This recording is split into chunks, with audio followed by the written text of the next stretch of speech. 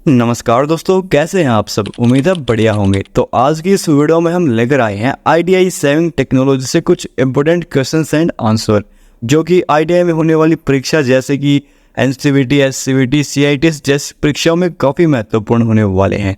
अगर आप किसी वोकेशनल ट्रेनिंग का कोर्स कर रहे हैं 7 टेक्नोलॉजी से तो उसके लिए भी काफ़ी महत्वपूर्ण होने वाले हैं। अगर आपको इन क्वेश्चन आंसर की PDF चाहिए तो आप हमारे टेलीग्राम चैनल को ज्वाइन कर सकते हैं, वहां पर आपको ये PDF मिल जाएगी। तो चलिए दोस्तों, आज के प्रश्न पत्र को शुरू करते हैं। सबसे पहला हमारा क्वेश्चन है, सिलाई मशीन के मुख्य भाग कौन से हैं। इसके ऑप्शन है A सिलाई का धागा और सुई, B मशीन का हेड और पैडल, C सुई थ्रेड और हेड, D मशीन का हेड पैडल और सिलाई प्लेट। तो दोस्तों, सिलाई मशीन के मुख्य भागों में मशीन का हेड जो सिलाई प्रक्रिया को नियंत्रित करता है, पैडल जो मशीन को चलाने के लिए इस्तेमाल होता है और सिलाई प्लेट जहाँ कपड़ा रखा जाता है शामिल होते हैं। तो इसका सही उत्तर होगा मशीन का हेड, पैडल और सिलाई प्लेट।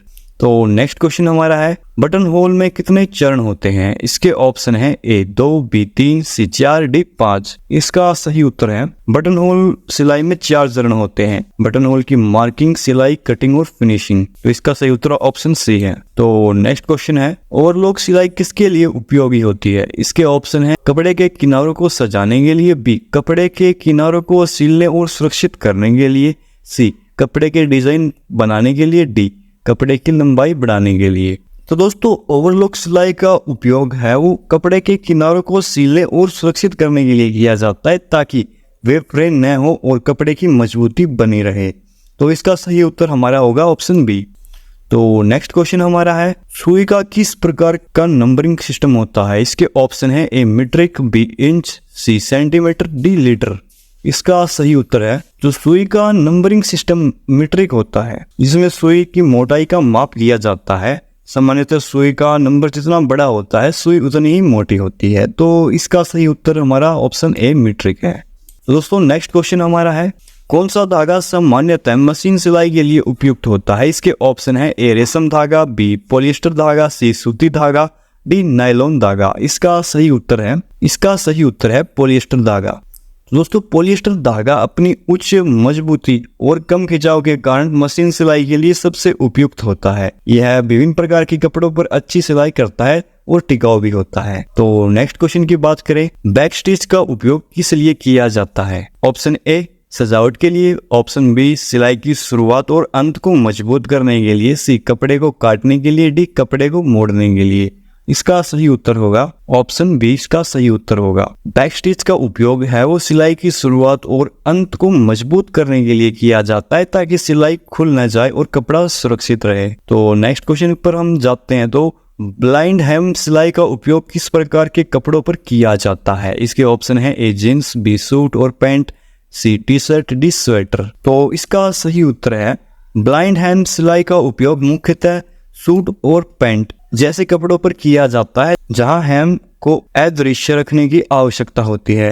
अगर हेम की बात करें तो कपड़े का मुड़ा हुआ किनारा होता है। तो नेक्स्ट क्वेश्चन है, सिलाई में ग्रेन लाइन क्या होती है। इसके ऑप्शन है A सिलाई की दिशा, B कपड़े धागे की दिशा, C कपड़े का डिजाइन, D कपड़े की मोटाई। इसका सही उत्तर है जो ग्रेन लाइन है वो कपड़े की धागे की दिशा को इंगित करती है जो कपड़े की स्ट्रेंथ और फिट पर प्रभाव डालती है। सही ग्रेन लाइन पर कटिंग और सिलाई करने से कपड़ा अच्छी तरह फिट होता है और लंबे समय तक टिका रहता है। तो दोस्तों, नेक्स्ट क्वेश्चन है, पिकिंग सीयर किसके लिए उपयोग किया जाता है। इसके ऑप्शन है A धागा काटने के लिए, B कपड़े के किनारे सजाने के लिए, C कपड़े के किनारे फ्रे होने से बचाने के लिए, D पैटर्न ट्रेस करने के लिए। इसका सही उत्तर है पिकिंग शेयर का उपयोग कपड़े के किनारों को जिग जैग कट देने के लिए किया जाता है जिससे कपड़े के किनारे फ्रे नहीं होते और कपड़ा अधिक समय तक सुरक्षित रहता है। तो नेक्स्ट क्वेश्चन हमारा है, किस प्रकार की सिलाई मशीन को कमर्शियल कामों में अधिक उपयोग किया जाता है। इसके ऑप्शन है A हाउस होल्ड सिलाई मशीन, B इलेक्ट्रॉनिक सिलाई मशीन, C ओवरलॉक सिलाई मशीन, D इंडस्ट्रियल सिलाई मशीन। इसका सही उत्तर है जो इंडस्ट्रियल सिलाई मशीन है अधिक टिकाऊ, तेज और भारी कामों के डिजाइन में आते हैं। ये मशीनें कमर्शियल कामों में अधिक उपयोग की जाती हैं क्योंकि बड़े पैमाने पर उत्पादन को सपोर्ट करती हैं। तो नेक्स्ट क्वेश्चन हमारा है, सिलाई मशीन के धागे की टेंशन सही न हो तो क्या समस्या हो सकती है? इसके ऑप्शन है ए सिलाई बहुत तंग होती है, बी सिलाई बहुत ढीली होगी, सी धागा टूट सकता है, डी उपरोक्त सभी। इसका सही उत्तर है टेंशन सही न होने से सिलाई तंग हो सकती है, ढीली भी हो सकती है और धागे टूटने की जो संभावना है वो भी रहती है। तो इसका सही उत्तर उपरोक्त सभी होगा। तो नेक्स्ट क्वेश्चन की हम बात करते हैं, सिलाई में बोबिन का क्या काम होता है? इसके ऑप्शन है ए धागे को पकड़े रखना, बी कपड़े को पकड़ना, सी सिलाई को सीधा रखना, डी कपड़े को काटना। इसका सही उत्तर है बोबिन सिलाई मशीन में नीचे की तरफ धागे को पकड़े रखता है और सिलाई करते समय धागे की सप्लाई भी करता है। तो नेक्स्ट क्वेश्चन हमारा है, किस प्रकार की सुई का उपयोग भारी कपड़ों के लिए किया जाता है?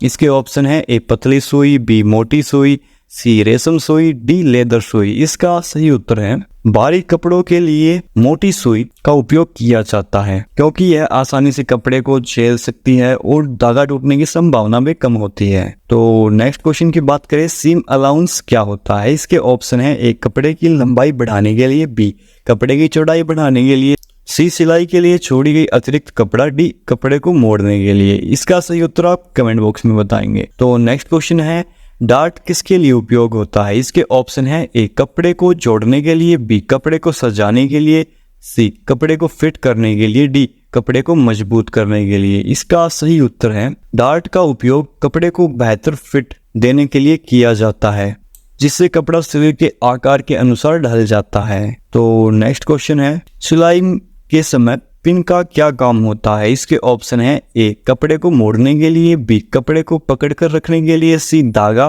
काटने के लिए, डी पैटर्न ट्रेस करने के लिए। इसका सही उत्तर होगा पिन का उपयोग कपड़े के हिस्से को पकड़कर रखने के लिए किया जाता है ताकि सिलाई करते समय कपड़ा हिले नहीं और सही तरीके से सिलाई हो सके। नेक्स्ट क्वेश्चन है, सेर्जर मशीन का उपयोग किसके लिए होता है? इसके ऑप्शन है ए कपड़े के किनारों को सुरक्षित करने के लिए, बी कपड़े को जोड़ने के लिए, सी कपड़े को सजाने के लिए, डी कपड़े की लंबाई बढ़ाने के लिए। इसका सही उत्तर है सेर्जर मशीन का उपयोग जो है वो कपड़े के किनारों को ओवरलॉक सिलाई से सुरक्षित करने के लिए किया जाता है ताकि कपड़ा फ्रे न हो। तो नेक्स्ट क्वेश्चन हमारा है, सिलाई में बेसिंग किसके लिए की जाती है? इसके ऑप्शन है ए अस्थायी रूप से कपड़े को पकड़ने के लिए, बी कपड़े को मजबूत करने के लिए, सी कपड़े को सजाने के लिए, डी कपड़े की लंबाई बढ़ाने के लिए। इसका सही उत्तर है बेसिंग एक अस्थायी सिलाई होती है जिसका उपयोग कपड़े के हिस्सों को स्थायी सिलाई से पहले पकड़कर रखने के लिए किया जाता है। तो नेक्स्ट क्वेश्चन की बात करते हैं, तो किस प्रकार की सिलाई को लॉक स्टिच कहा जाता है? इसके ऑप्शन है ए क्रॉस सिलाई, बी जिगजैग सिलाई, सी सीधी सिलाई, डी उपरोक्त सभी। इसका सही उत्तर है सीधी सिलाई क्योंकि लॉक स्टिच सीधी सिलाई होती है जिसमें ऊपर और नीचे के धागे को आपस में लॉक किया जाता है जिससे मजबूत सिलाई प्राप्त होती है। तो लास्ट क्वेश्चन है, सिलाई में फीड डॉग का क्या काम होता है? इसके ऑप्शन है ए कपड़े को पकड़ कर रखने के लिए, बी कपड़े को आगे बढ़ाने के लिए, सी धागा काटने के लिए, डी सिलाई की दिशा बदलने के लिए। तो फीड डॉग सिलाई मशीन का एक हिस्सा होता है जो कपड़े को सिलाई के दौरान आगे बढ़ाता है जिससे लगातार सिलाई हो सके। तो इसका सही उत्तर कपड़े को आगे बढ़ाने के लिए किया जाता है। आई होप आपको सभी क्वेश्चन समझ में आ गए होंगे, लेकिन फिर भी आपका कोई डाउट है या फिर कोई सजेशन है तो नीचे हमें कमेंट बॉक्स में बता सकते हैं। साथ ही आपने टेलीग्राम चैनल ज्वाइन नहीं किया है तो जल्द से जल्द कर लीजिए क्योंकि आपको वहां से बहुत ही बेनिफिट होने वाला है। और अगर वीडियो पसंद आई तो वीडियो को लाइक और चैनल पर नए हैं तो चैनल को सब्सक्राइब करना न भूले। धन्यवाद।